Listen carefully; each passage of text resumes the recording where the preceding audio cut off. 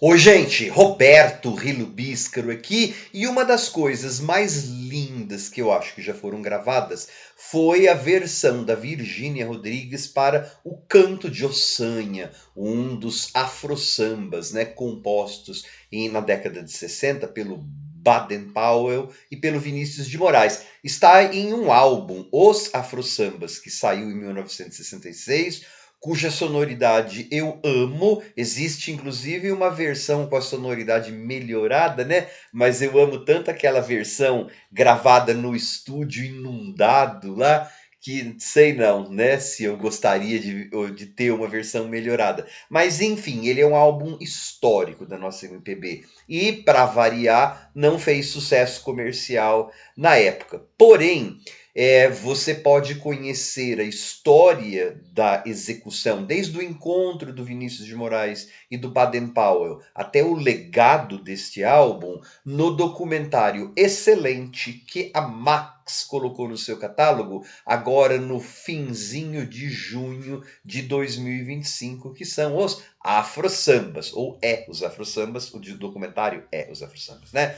Só que antes de falar um bocadinho mais sobre esta preciosidade para quem ama MPB, eu gostaria de convidá-los a se inscreverem no canal Robertando, curtir os vídeos, compartilhá-los, agradeço bastante.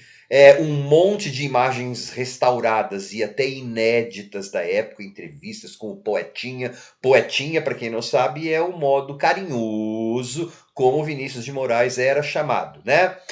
Com o Baden Powell, e aí também um monte de entrevistas, desde integrantes do quarteto em si, que fizeram parte do coro da amizade, né? E aí você vai inclusive aprender por que o coro da amizade, que vai ter inclusive uma atriz muito famosa nesse coro, por que é desafinado, né? Eu não vou contar, tem que assistir o documentário. Tem Jardim Macalé, até a galera mais viúvas, né, do Baden e do Vinícius, até galera um pouco mais nova, como o Russo Passapusso, lá do Baiana System, e com a sua linguagem colorida, adoro o jeito que ele falou, e Kiko Dinucci e um monte de pesquisadores. Então, o documentário, que respira bastante bem, né? Ele tem tempo para contar a história e para focar assim quão revolucionário foi a sonoridade, né? E quão revolucionária também foi a temática dos afro-sambas, né? Pensando que a gente vivia um contexto de bossa nova, daí de repente você vai ter umas coisas que tem uma pessoa lá que diz os afro-sambas uma abordagem um bocadinho mais agressiva, sim, porque mais etnográfica, etnocêntrica, né?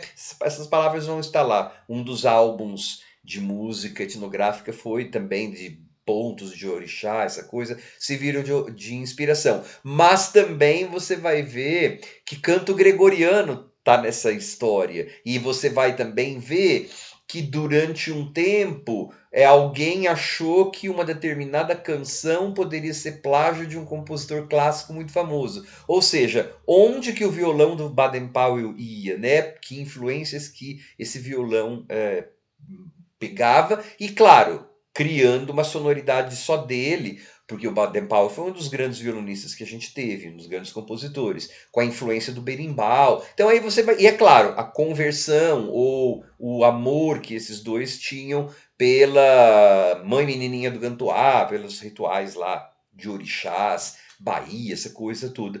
E claro, né, muita informação a respeito da logística da gravação, da gravadora, né, que é a forma, do legado do álbum. Enfim, gente, é um trabalho muito bem feito, muito bem pesquisado. As críticas positivas que recebeu, as críticas negativas que recebeu, quem conhece mais ou menos um pouco a história da MPB daquela época, provavelmente não se surpreenderá com o crítico que falou mal do álbum, né? Mas enfim, eu vi assim maravilhado, né? E aí algumas pessoas choram ao relembrar as histórias da gravação, das gravações, e tudo mais. O que talvez eu achasse que eu gostaria de ter tido comentário foi aquela história de que posteriormente o Baden-Powell se converteu a algum evangelismo, alguma coisa assim, e passou a ter ressalvas quanto aos temas do álbum. Isso é uma coisa que eu já ouvi dizer. Não que ele tenha refutado, tal, mas já ouvi dizer que depois aconteceu isso. Talvez pudesse ter sido abordado isso de verdade ou como rumor. Falar, não, isso não é verdade, não procede, né? Mas assim, nem estou usando contra o documentário, não. O documentário, na verdade, gente, era para falar sobre o álbum, né? Sobre essa grande parceria do Vinícius e do Baden, as influências do álbum, o que levou à gravação do álbum, a gravadora do álbum, as pessoas que participaram da gravação, o legado do álbum. É isso. Então, dentro disso, o documentário é bem completo. Esse universo está bem completinho. E para achar o foco, que você tem que achar um fio condutor, né? O fio condutor justamente é um álbum que aparentemente poderia ser chamado de despretensioso ou até mesmo não tão profissional por conta do desafino, mas que na verdade é um baluarte da nossa MPB. Ok, achou esse fio e foi seguindo esse fio narrativo. Aquilo que eu falei dessa conversão provável do Baden-Powell, é uma vontade, é um desejo meu, e não que ache que tenha ficado faltando no documentário. E é claro que eu não posso ficar achando, né, criticando negativamente uma coisa, porque essa coisa não os meus desejos, né? Quem tem que ir atrás deles sou eu. Tchau.